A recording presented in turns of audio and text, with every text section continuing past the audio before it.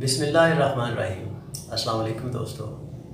आज हम बात करेंगे कि वालिदैन के दरमियान अगर किसी बात के ऊपर झगड़ा होता है, अलहदगी हो जाती है या डाइवोर्स हो जाती है और उसके बाद जो बच्चे हैं वो माँ की कस्टडी में हैं और उन बच्चों की मेंटेनेंस का दावा सिविल कोर्ट में दायर किया जाता है और अदालत जो है वो वालिद को पाबंद कर देती है कि वो माहाना ख़र्चा बच्चों की मेंटेनेंस के लिए वालिदा को अदा करे।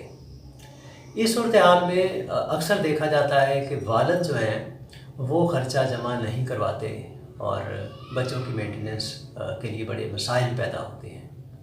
अब इस सूरत में क्या हो सकता है, क्या कार्रवाई वालिद के ख़िलाफ़ की जा सकती है कि वो बच्चों की मेंटेनेंस देना शुरू कर दे।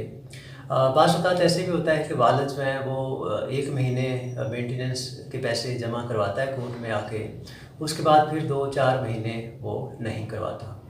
तो ये सारे जो मसाइल हैं इसका हल क्या है या इसमें क्या रेमेडी है बच्चों के लिए या उनकी वालिदा के लिए, वो किस तरह से ख़र्चा जो है वो उसको हासिल कर सकती हैं। इसमें बड़ी सिंपल सी चीज़ है कि अगर वालिद ख़र्चा नहीं दे रहा और अदालत जो है उसने इंटरम मेंटेनेंस या फ़ाइनल डिग्री जो है वो जारी कर दी है बच्चों के माहाना ख़र्चे के लिए, अगर डाइवोर्स नहीं हुई है तो बच्चों की जो वालिदा है उसके भी नान नफ़का और उसका जो ख़र्चा है उसके लिए भी अदालत ने मुकर्रर किया हुआ है, वालिद को बाउंड किया कि वो बच्चों के और उनकी वालिदा का ख़र्चा जमा करवाए।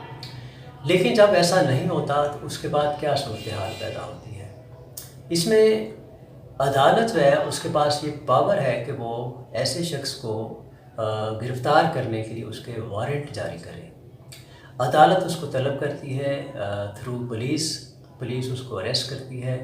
अदालत ऐसे शख्स को एक मौका और देती है कि वो जो साबिक़ा ख़र्चा है वो जमा करवाए। लेकिन अगर वो शख्स ऐसा करने में नाकाम रहता है तो अदालत के पास भी ये पावर है कि वो उसको 1 साल के लिए वो जेल की सज़ा दे सकती है।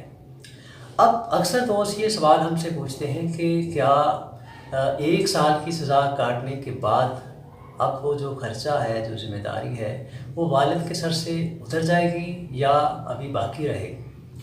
तो इस सिलसिले में याद रखिए कि सिविल लिटिगेशन के अंदर जितने भी जो रिकवरी के सूट्स होते हैं, जो पैसे वसूल करने के लिए, चाहे वो 489F चेक डिसऑनर का केस होता है या बच्चों की मेंटेनेंस का केस होता है, उसमें अगर सज़ा हो भी जाती है और उस सज़ा को पूरा करने के बाद मुलज़िम बाहर भी आ जाता है तो फिर भी वो जो लायबिलिटी है वो ख़त्म नहीं होती, क्योंकि सज़ा आपने जो हासिल की है उस लॉ की वायलेशन के ऊपर की है, वो ताज़ीरात पाकिस्तान के तहत आपको सज़ा मिली है। लेकिन जो सिविल ऑब्लिगेशन है वो स्टिल मुलज़िम के ऊपर मौजूद रहती है।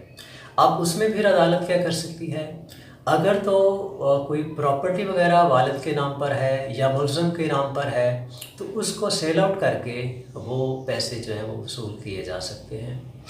लेकिन अगर उसके पास कोई जायदाद नहीं है, कोई प्रॉपर्टी नहीं है, कोई उसका बैंक बैलेंस नहीं है, तो फिर अदालत क्या करती है, फिर अदालत उसको बैंकक्रप्ट डिक्लेयर कर देती है, उसको दिवालिया डिक्लेयर कर देती है।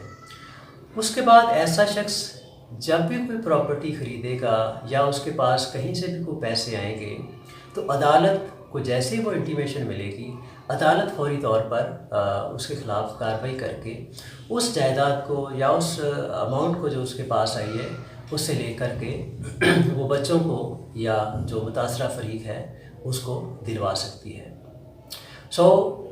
जो लायबिलिटी है वो जेल की सज़ा काटने के बाद भी वो बरकरार रहती है और वो जो ख़र्चा है वो अदा करना ही पड़ता है। तो उम्मीद है कि इससे आपको उस क्वेश्चन का आंसर मिल चुका होगा। नेक्स्ट वीडियो तक के लिए इजाज़त दीजिए। अल्लाह हाफ़िज़।